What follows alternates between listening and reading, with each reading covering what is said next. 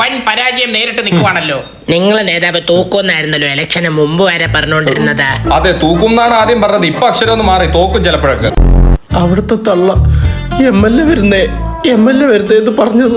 എടാ മണ്ടകൊടാപ്പി, അന്ന് മഴയായിരുന്നു, ചെളി തെറിപ്പിക്കണ്ടെന്ന് വിചാരിച്ച് മെല്ലെ വരണേ എന്ന് പറഞ്ഞതാ. അല്ലാതെ MLA വരുന്നേന്ന് പറഞ്ഞതല്ല. വെറും നാണം കെട്ട തോൽവിയാണല്ലോ തോറ്റിരിക്കുന്നത്.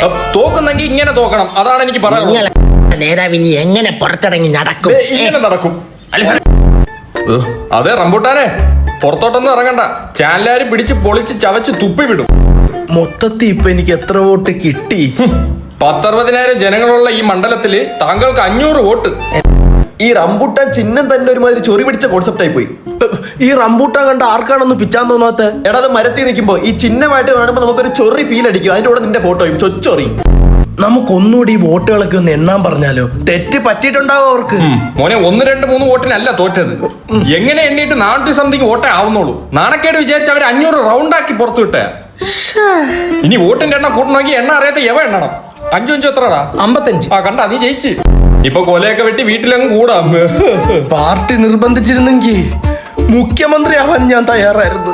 നീ മുഖ്യ വേറെ വല്ല ആയനെ എന്നെ കൊണ്ട് പറയിക്കല്.